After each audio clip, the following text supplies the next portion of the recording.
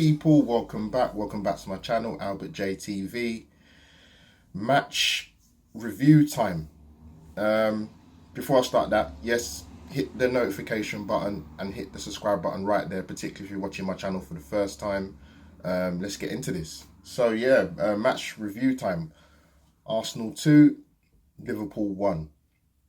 Let's be honest, I think even the most optimistic of Arsenal fans would not have picked that result yesterday at all. I didn't. I thought we'd lose 3-1, to be honest. I know a few people that went for an Arsenal 2-1 win, but they didn't put the money on, so they didn't reap the rewards from the bookies. But yeah, I mean, strange game for me. Saw the lineup. Let's go to the lineup first. If I look away and looking at notes, yeah, I expected a couple of changes, to be honest. I wasn't that surprised. We kept the same system, personnel changes. Kieran Tierney playing on the left of a centre-back, three centre-backs, Kieran Tierney on the left, which is not that much of a surprise when I sort of thought about it yesterday and even thinking about it today, because anybody who's watched Kieran Tierney play for Scotland, obviously you have Robertson and left-back, and Tierney can play centre-back. So, it's good to see Arteta spotting this and yeah, like I said, showing adaptability and flexibility. Rob Holding comes in, which I thought was about time, to be honest, because after what I saw on Sunday with Mustafi and Kolasinac, I couldn't see those two guys starting yesterday, and they didn't. So Cedric Soares comes in on the right, which I was pleased to see personally. And Saka's obviously playing in the wing-back role. I mean, how many positions has Saka played this season? Mad. But yeah, I think people were very surprised to see Aubameyang not starting.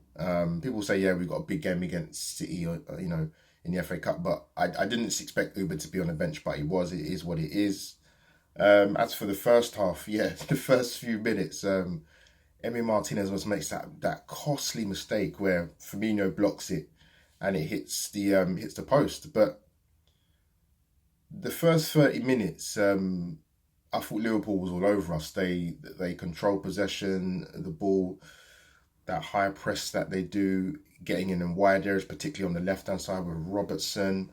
But in turn, I thought Arsenal were very, very... The passing was poor. Very slow to the ball, not winning first balls, not winning second balls. Yeah, Liverpool would just put the pressure on, and obviously that results in within that first, I think in the 20-minute mark, we get cut open on the left. Robertson gets another assist into Mane, 1-0. And then I don't know what happened from sort of 30 minutes onwards. The first one, Van Dijk, is not a mistake that you would ever see from him usually. Defenders make mistakes. It just depends on how often they make them, and you do not see Van Dijk make that many. So, a bit of pressure on the ball from Reiss Nelson, nicks it off of him. Lacazette picks up the loose ball. Good finish, 1-1. And then I thought for that 10-minute period after we got the goal to make it 1-1, I thought Liverpool were pretty unsettled, very unsettled. Weren't as assured as they was within the first 30 minutes.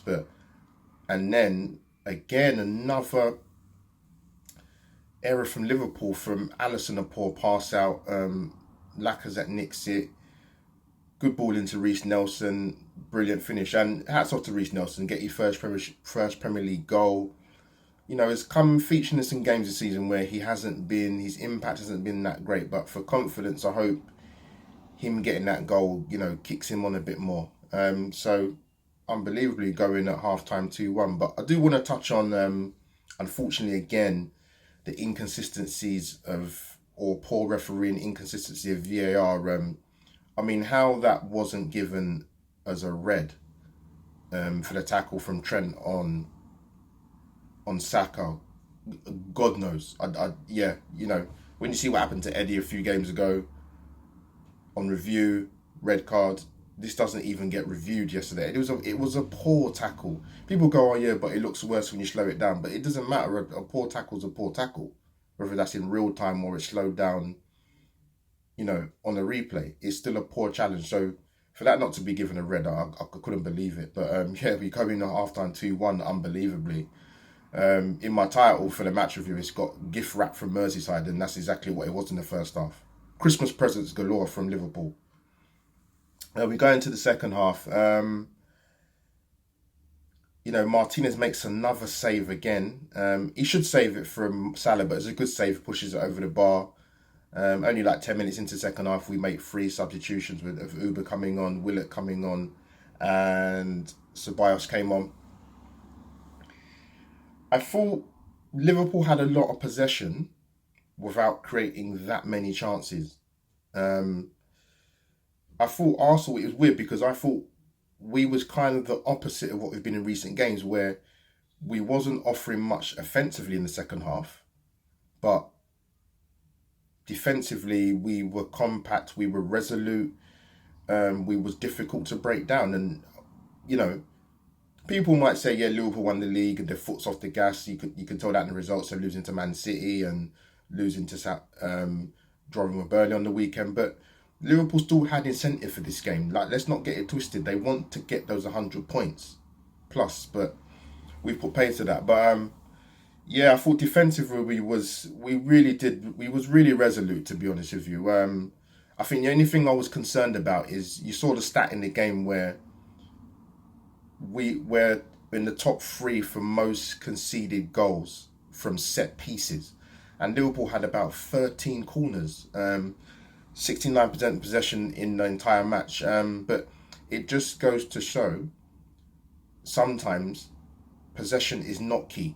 You have to be ruthless. Even if I look at back when Leicester won the Premier League, if you look at a lot of the stats in their games, they had very little possession of the football, but come the end of the game, they were picking up points left, right and centre, because it's what you do when you have the ball. And also, it's about being ruthless and cutthroat when putting teams away, which we didn't do against Leicester, and we didn't do against Tottenham. We wasn't ruthless yesterday. We got 2 goals from 2 mistakes, but yeah, we didn't have as much possession, 31%, but we win the game 2-1. Madness, football. But yeah, I have to shout out Martinez again. Now, at the time, I just thought it was a deflection when Trent had that shot from one of the Arsenal defenders. He went round the post. But if you actually watch the replay, it was a magnificent save from Martinez. Had a deflection from whoever blocked it, and then it would have gone in, but it was a fingertip save onto the post. It was a brilliant save. So yeah, I've got a quick summary. I did a watch along with big shout out to Ryan Fletcher, Mr. Arsenal podcast, for having me on. Pleasure, mate. And my man in the match, I gave it to Lacazette. Now, having watched it back a little bit again, I was tempted to change my mind and go for Martinez, but I will go for Lacazette purely for me because, again, he scored a goal against one of the top 5 rivals, which his record is very good, and he got an assist. But again, shout out to Martinez again. People know I'm a Kieran Tierney fan. Plays on the left of a free centre back. Perry on coming together, shall I say? But yeah, I'm gonna stick with Lacazette. We'll get another goal. I don't want to talk about Pepe quickly. I'll be honest with you. There's parts in the game, especially in the second half, where I forgot he was playing because he was anonymous. Yes, we had a lot of defensive work to do, but people are on Pepe already and have been for a while in terms of his output. And yeah, I'm worried. And I'll be honest with you, I actually don't think he will start against Manchester City. I don't. Because we know City will have a lot of the ball, and we're going to need willing runners and people to be disciplined. And I actually think possibly Reece Nelson might start. Possibly. I want to talk about, and my final bit is going to be about Mikel Arteta. A fascinating interview after the game yesterday with Jeff Shreves from Sky Sports. What he said yesterday There's no way in a million years Arsene Wenger or Unai Emery would have said that. I thought the timing was perfect before our biggest game of the season against Man City. And I'm going to look away from what he said. Jess Shreves asked Mikel Arteta, do you think you'll have the finances you will need? Arteta says, I don't know. Jess Shreves says, is that not a concern? Mikel Arteta, inverted commas, big concern. And he mentioned about the gap being enormous, and he gestured when he said enormous with his hands expanding. And he said, look, there's no magic. You need to improve the quality of the squad. Arteta's made hints throughout various press conferences and interviews that he's given. He's made very clever remarks in the sense of putting pressure, consistent pressure on the board. And that is what we want. And he did it to a T yesterday. He couldn't have been more clear and more precise in what he was saying. Because you know what? I'll even go even further and read in between the lines. Drop in the comments down below if you agree with what I'm going to say right now. But he's basically saying, Arteta, back me or I'm off. And listen, don't put it past you come next season. If you get, a notification from BT Sport or Sky Sports or BBC Sport where it says Mikel Arteta's left for Arsenal. He's saying the right things. When he talks Arteta, he has you engaged. He's honest. There's clear transparency. And that's what you want as an Arsenal fan and as a club from your head coach. So, yeah, guys, drop your comments down below. Tell me what your thoughts about the game were. The surprise result, man of the match, your thoughts on Arteta after the game. What are your thoughts on what he said in his interview with Jess Shreves? So yeah, guys, man, click, like, share, subscribe to my content. I